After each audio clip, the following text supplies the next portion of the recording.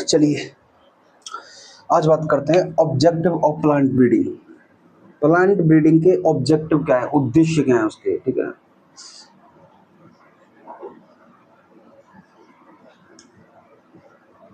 Plant breeding, ठीक है। देखिए अगर आप इंडिया की बात करें, ठीक है, अपने देश की बात करें इंडिया की, तो इंडिया में जो मतलब कि इंडिया कैसी कंट्री है, डेवलपिंग कंट्री है। कैसी है? डेवलपिंग कंट्री है।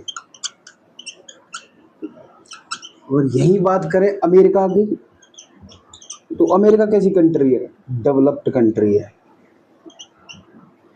कैसी कंट्री है? डेवलप्ड कंट्री है, ठीक है।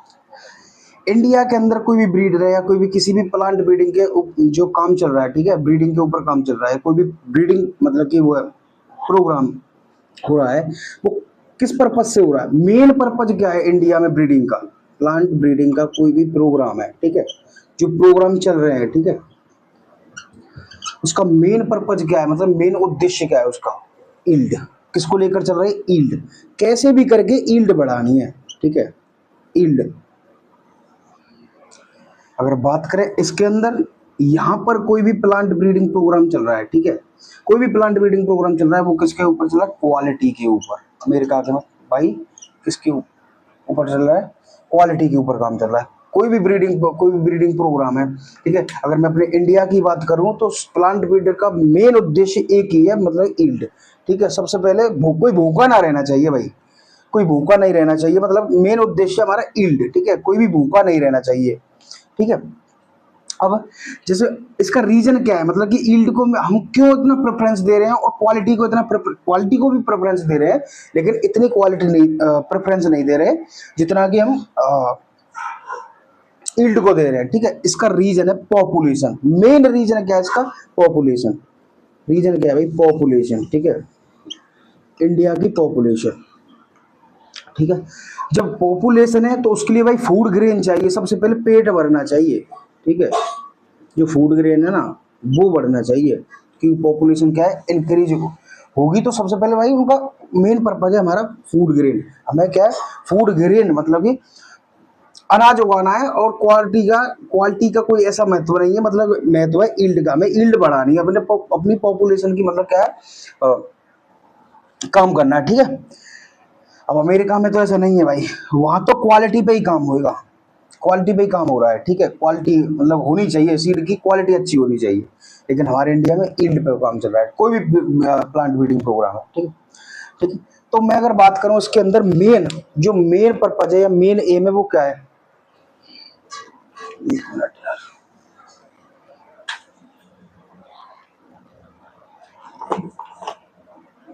ठीक है। अगर मैं मेन एम की बात करूँ, या हमारा जो मेन पर्पज है वो है ईल्ड, हायर ईल्ड। कैसे भी करके हायर ईल्ड होनी चाहिए, मेन है हायर ईल्ड। तो फर्स्ट ऑब्जेक्टिव क्या है? Higher yield. Plant breeding higher yield से, मानो कोई ए वेराइटी है, ठीक है, कोई भी प्लांट ब्रीडर है, किसी ने ए वेराइटी बनाई, डेवलप की ए वेराइटी, ठीक है, न्यू वेराइटी डेवलप की ए वेराइटी। कहीं भी कोई भी रीजन ले लो, मथुरा रीजन ले लो, हमारा कोई भी मथुरा रीजन है, यहाँ पर क्या है? किसी ब्रीडर ने मथुरा रीजन के हिसाब से एक वेराइटी डेवलप की, ए वेराइटी, ठीक है। जब ए वेराइटी डेवलप की तो मथुरा रीजन के अंदर और भी वेराइटी है, और भी वेराइटी है, जैसे कि कोई भी मान लो एक्स वेराइटी, वाई, जेड, ठीक है, ये तीन वेराइटी मान एग्जाम्पल ले रहे हैं, ठीक है, कि तीन वेराइटी हो रहा है जो कि वहां पहले से ही काम को मतलब कि इनका यूज किया जा रहा है, ठीक है, पहले से ही उगाई जा रही है, ठीक है, सोइंग की जा रही है पहले से ही। उनका अच्छा परफॉर्मेंस है, उनका कैसा परफॉर्मेंस है? एक्स वाई जेड जो वेराइटी, इनका अच्छा परफॉर्मेंस है उस मथुरा रीजन के हिसाब से, ठीक है, ठीक है। मानो एक्स वेराइटी की जो ईल्ड है वो 50 क्विंटल पर हेक्टेयर है, ठीक है, वाई वेराइटी उसकी जो ईल्ड है वो 45 क्विंटल पर हेक्टेयर है, ठीक है, और वो जेड वेराइटी की उसकी 40 क्विंटल पर हेक्टेयर है। अब मानो किसी ब्रीडर ने कोई वेराइटी बनाई जो कि ए थी, नई वेराइटी डेवलप की जो कि ए थी, उसकी जो क्या ईल्ड है वो है 30 क्विंटल पर हेक्टेयर। अब एक बात बताओ भाई, ये 30 क्विंटल पर हेक्टेयर दे रही है जो नई वेराइटी है, ठीक है, और जो जो हमारी जो पुरानी वैरायटी है, जो पहले से ही मतलब कि उनकी जो यूज किया जा रहा है, उसकी यील्ड किसी की 50 quintal per hectare, 45 quintal per hectare, 40 quintal per hectare, तो कोई भी किसान इसको क्यों खरीदेगा? नहीं खरीदेगा, इसको नहीं खरीदेगा। क्यों? क्योंकि चाहे भले इसकी क्वालिटी कैसी भी है, चाहे इसकी क्वालिटी अच्छी है, इसके अंदर डिजीज रेजिस्टेंस है, इंसेक्ट रेजिस्टेंस है, लेकिन फिर भी किसान इस वैरायटी को नहीं खरीदेगा, क्योंकि किसान को चाहिए हायर यील्ड। क्या चाहिए भाई? Higher yield. जैसा कि मैंने बताया था, क्योंकि जो ब्रीडिंग प्रोग्राम है वो कहाँ कहाँ काम कर रहा है सबसे ज्यादा भाई? यील्ड पे कर रहा है। हमें यील्ड चाहिए, अच्छी यील्ड चाहिए, ठीक है। तो इसको क्यों खरीदेगा भाई? वो नहीं खरीदेगा। 25 क्विंटल पर हेक्टेयर वाली को क्यों खरीदेगा? जबकि उसे मिल रही है ना 50 quintal per hectare, 45 quintal per hectare, 40 quintal per hectare वाली, ठीक है। तो वो 30 क्विंटल पर हेक्टेयर वाली वैरायटी को बिल्कुल भी नहीं खरीदेगा, ठीक है, नहीं खरीदेगा। क्योंकि भाई किसान जानता है, अगर मेरी यील्ड अच्छी हुई है, मानो किसी किसान की जो यील्ड है वो अच्छी है, ठीक है, तो मार्केट में भी उसके अच्छे रेट मिलेंगे। जब मार्केट में अच्छे रेट मिलेंगे तो उस वैरायटी को लगाएगा ना, वो इस एक्स वैरायटी को क्यों, ए वैरायटी को क्यों लगाएगा? तो मेन पर्पज क्या है? हायर यील्ड, हायर यील्ड करना है, ठीक है। मानो कोई वैरायटी है, ठीक है, इसे देखो, ठीक है, यहाँ देखो, मानो कोई वैरायटी है जो कि 100 क्विंटल पर हेक्टेयर का उसने क्या उपज दी, ठीक है, 100 क्विंटल, एक एग्जांपल ले रहे हैं, 100 क्विंटल पर हेक्टेयर उसने क्या है, उसकी जो यील्डिंग है वो अच्छी है, 100 क्विंटल पर हेक्टेयर। मानो कोई भी जर्म प्लाज में कोई वैरायटी है, ठीक है, इसकी जो यील्ड है वो कैसी है? 100 क्विंटल पर हेक्टेयर की है। तो वो 100 क्विंटल पर हेक्टेयर कहाँ का भाई? 50% तो वैरायटी पे ही डिपेंड करेगा। 50% क्या डिपेंड करेगा? उसकी यील्ड जो मतलब कि जो डिपेंड कर रही है वो 50% तो उसकी जो वैरायटी है ना उस पर डिपेंड कर रहा है।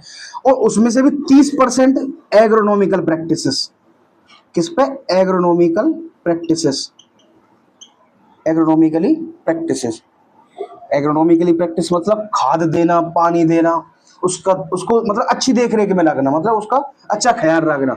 ये 30% है, मतलब 50 और 30 80%। बाकी का जो 10% है, मतलब अब 10% क्या? 10% करा प्लांट प्रोटेक्शन पे, ठीक है, प्लांट प्रोटेक्शन पे। 10% क्या मतलब क्या किसका योगदान है इसके अंदर? जो कि 10% प्लांट प्रोटेक्शन का है, और 30% एग्रोनॉमिकली प्रैक्टिस, मतलब उसमें कब खाद देना है, कब पानी देना है, उसकी अच्छी मतलब देख रेख में रखना है। मतलब किसान है, कोई भी एग्रोनॉमिस्ट है, वो क्या है, अपनी देख रेख में रखेगा उसे, ठीक है, अच्छा किसान ही मान लो आप, ठीक है। लेकिन जो 50% यील्ड है उसकी डिपेंड कर रही है किस पे? वैरायटी पे, जो वैरायटी लगा रहा है, ठीक है। और बाकी की जो 10% है, फार्मर स्किल्स, फार्मर स्किल्स। भाई 10% कहाँ डिपेंड कर रही है? फार्मर की स्किल्स पर भी डिपेंड कर रही है कि फार्मर किस प्रकार खेती कर रहा है, मतलब किस टाइप से वो खेती कर रहा है, ठीक है, अपनी स्किल्स कैसे लगा रहा है वो, ताकि वो 100 क्विंटल पर हेक्टेयर की उपज ले रहा है किसी भी वैरायटी को लगाकर, ठीक है।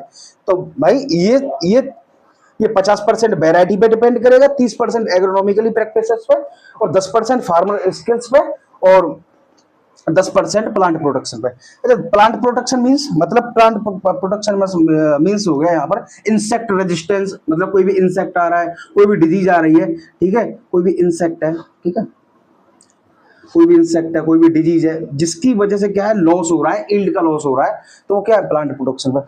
अब ऐसा नहीं है कि अगर प्लांट पैथोलॉजी नहीं होती या फिर कोई पैथोलॉजिस्ट नहीं होता तो भाई ब्रीडर इस पर भी काम कर रहा है, तो इसका झंझट ही खत्म कर दिया ना। वो क्या करेगा? केमिकल डाल के सही कर सकता है उसे, ठीक है। कोई भी डिजीज आई, मान के चलो कोई बीट क्रॉप है, उसके अंदर रस्ट आ गया, तो वो कैसे सही होगा? केमिकल डलवाएगा। वो जो भी प्लांट प्रोडक्शन करेगा वो क्या केमिकल से होगा। तो प्लांट ब्रीडर इस पे भी काम कर रहा है कि वो क्या करे, ऐसी वैरायटी बनाए जिसमें कि डिजीज ना आए, मतलब डिजीज रेजिस्टेंस हो, इंसेक्ट रेजिस्टेंस भी हो। तो ये काम भी क्या चल रहा है? प्लांट ब्रीडिंग के अंदर काम चल रहा है। कैसी हो? रेजिस्टेंट हो। कैसी हो? इंसेक्ट रेजिस्टेंट हो और डिजीज रेजिस्टेंट हो। ये भी क्या कर रहा है? ब्रीडर ही काम कर रहा है इस पर, तो इसका कोई काम नहीं है, ठीक है, प्लांट प्रोडक्शन का। हालांकि कोई बीमारी आ भी जाए तो उसका ट्रीटमेंट क्या है? यही है, उसको क्या है, कोई ऐसा जीन, कोई एक ऐसा स्पेसिफिक जीन उस क्रॉप के अंदर डाला जाए जिसकी वजह से कोई भी डिजीज नहीं आए, ठीक है, नहीं आए, ठीक है, ये थी बात, ठीक है। और देखिए हायर यील्ड, ठीक है। दूसरा है इम्प्रूव्ड क्वालिटी। भाई सबसे पहला मेन ऑब्जेक्टिव क्या था, इसका उद्देश्य क्या था, मतलब कि हायर यील्ड। अब दूसरे में बात करेंगे हम इम्प्रूवमेंट, मतलब कि क्या? Improved quality. दूसरा पॉइंट है इम्प्रूव्ड क्वालिटी। अब इम्प्रूव्ड क्वालिटी से क्या मतलब है? देखो, इम्प्रूव्ड क्वालिटी से मतलब है सीड की शेप, मतलब कि सीड शेप, साइज और कलर, इन पर भी प्लांट ब्रीडर मतलब क्या है, क्वालिटी पे भी फोकस रख के काम कर रहा है। कलर, ठीक है, कलर हो गया, सीड का साइज हो गया, सीड का शेप हो गया। मानो कोई भी सीड है, ठीक है, कोई भी गेहूं का सीड है, उसकी जो सीड क्वालिटी है मतलब कि थोड़ी अच्छी है, मतलब कि कैसी है, उसका कलर, उसका शेप, उसका साइज वो क्या है, अच्छा है, तो क्या है, मार्केटिंग वैल्यू भी उसकी क्या होगी, ज्यादा होगी, और लोग उसे उसे ज्यादा पसंद करेंगे, चाहे उसके अंदर न्यूट्रिएंट्स हो या ना हो, लेकिन फिर भी क्या है, क्वालिटी पे ही मतलब डिपेंड करेगा उसका, मतलब कि जो सेल है, मार्केटिंग वैल्यू किसकी अच्छी होगी, जिसका सीड से प्राइस अच्छा होगा, सीड की क्वालिटी अच्छी होगी। तो दूसरा एम क्या है, इंप्रूव्ड क्वालिटी, ठीक है, इंप्रूव्ड क्वालिटी।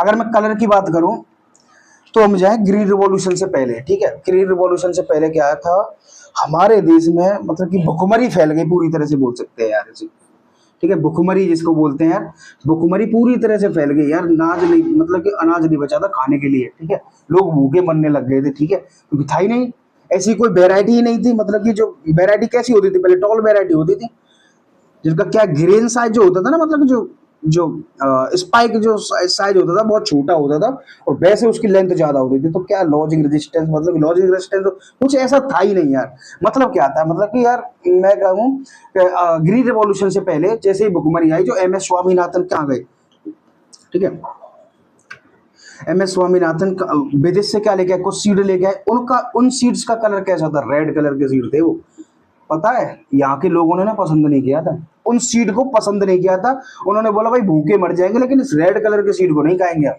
ऐसा नहीं, तो ये इम्प्रूव्ड क्वालिटी पे भी डिपेंड करता है।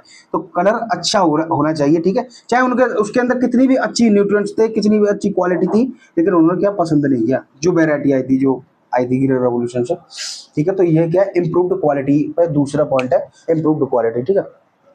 और दूसरा तीसरा बात करें, डिजीज एंड इंसेक्ट रेजिस्टेंस, मैंने अभी बताया था, तीसरा क्या है, डिजीज एंड इंसेक्ट रेजिस्टेंट। देखो मैं अभी बता रहा था कि जो प्लांट प्रोटेक्शन है कैसे किया जाएगा, मानो कोई किसी भी मतलब कि क्रॉप में कोई भी डिजीज आ रही है, ठीक है, कोई भी इंसेक्ट लग रहा है, ठीक है, कोई भी डिजीज आ रही है, कोई भी इंसेक्ट लग रहा है, तो उसको क्या, उसका ट्रीटमेंट क्या है भाई, केमिकल से सही होगा, लेकिन अब प्लांट ब्रीडर क्या कर रहे हैं कि जैसे कि मानो कोई बीट का ही प्लांट है, ठीक है, इसमें जैसे हमारे मथुरा रीजन में जो सबसे ज्यादा लगता है वो लगता है बीट रस्ट, बीट रस्ट सबसे ज्यादा लगता है क्रॉप के अंदर, बीट की क्रॉप के अंदर। तो क्या कर रहे हैं किसान, मतलब के हिसाब से क्या कर रहे हैं, इसके अंदर कोई ऐसा स्पेसिफिक जीन डाल रहे हैं जिसकी वजह से अगर इसका वीट रस्ट का अटैक भी हो ना, तो ईल्ड पे कोई फर्क ना पड़े, ठीक है, मतलब कि ये आए ही ना, मतलब डिजीज ही ना आए। तो ये क्या है, डिजीज एंड इंसेक्ट रेजिस्टेंस पे भी मतलब कि काफी ध्यान दिया जा रहा है इसके अंदर, ब्रीडिंग के अंदर, ठीक है, ठीक है। और करें इसके अंदर बात डिजीज एंड इंसेक्ट रेजिस्टेंस के अंदर, ठीक है, स्पेसिफिक रेजिस्टेंस और क्या हो सकता है, देखो अगर डिजीज की बात करें तो ठीक है, आयरलैंड में आपने सुना भी होगा यार, आयरलैंड, आयरलैंड में क्या हुआ था, जो आयरलैंड में क्या हुआ, इरिस फेमाइन एक डिजीज आई, ठीक है, इरिस फेमाइन, ठीक है, इरिस फेमाइन एक क्या डिजीज आई, जो कि कहाँ आई थी, पटेटो के अंदर। पता है कितना बुरा हाल हो गया था, ये पटेटो मतलब कि ये पटेटो आयरलैंड का क्या था, स्टेबल फूड था भाई, इसी पर निर्भर थे पूरी तरह से, कैसा था ये, स्टेबल फूड था। अब यार कोई भी लगा लो यार, हम यहाँ रह रहे हैं, ठीक है, अगर कोई मानो वीट की क्रॉप में कोई ऐसी डिजीज आ जाए कि जिससे पूरी की पूरी वीट की क्रॉप क्या है, मतलब कि नष्ट हो जाए, पूरी तरह से खत्म हो जाए, एक मैं बात कहूँ, कोई ऐसी डिजीज आए जो कि हमारा स्टेबल फूड है भाई, जैसे कि हमारा स्टेबल फूड क्या है, राइस है, ठीक है, वीट है, ये कैसे है, ये हमारे स्टेबल फूड है, मतलब कि इससे हम खाने से हम जिंदा है, ठीक है, स्टेबल फूड था वहाँ का।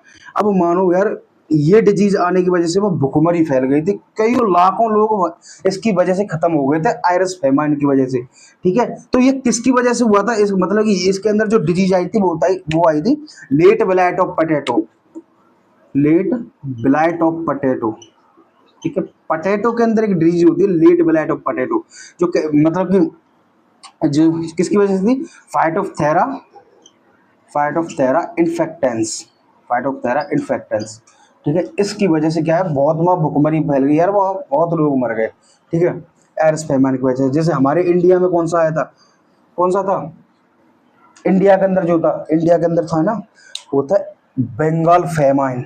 इंडिया के अंदर अगर बात करें ना, ठीक है, तो हमारे यहाँ कौन सी डिजीज ऐसी आई थी, बंगाल फेमाइन, ठीक है। ये कहाँ आई थी, राइस के अंदर, ठीक है, राइस के अंदर जो जो बीमारी आई थी, बंगाल फेमान, ठीक है। जो क्या क्या डिजीज थी, वो जो क्या था, ब्राउन स्पॉट, क्या थी, ब्राउन स्पॉट, ठीक है। जिसमें क्या हुआ था, 30 लाख से ज्यादा लोग क्या है, डेड हो गए, मतलब मर गए भाई साहब, इसकी इस डिजीज को आने की वजह से। क्योंकि राइस क्या है, बंगाल हुआ, बिहार हुआ, यहाँ पे क्या स्टेबल फूड है राइस। अब राइस के अंदर ही कोई डिजीज आ गई तो भाई भुखमरी फैलेगी, तो उसकी वजह से क्या होगा, बहुत से लोगों की, मतलब 30 लाख लोगों की मौत हो गई, ठीक है। ये थी कोई डिजीज की बात, ठीक है, ठीक है। और बात करें इसके अंदर कुछ ऑब्जेक्टिव से और भी थे, जैसे कि change in maturity time, change in maturity time, ठीक है, जैसे change in maturity time, time. और क्या है चौथा, पांचवा क्या है, मैच्योरिटी टाइम मीन्स क्या, तो उसके मैच्योरिटी टाइम को बदल देना, ठीक है, ये समझ जाओगे यार आप, ठीक है, change in maturity time change कर देना, ठीक है। और क्या है, moisture stress, moisture stress and salt resistant. कैसी भी जगह हो, ठीक है, मानो हमने सॉल्ट रेजिस्टेंस बनानी, मतलब कि कोई, मतलब कि सॉल्ट टॉलरेंस है, ठीक है।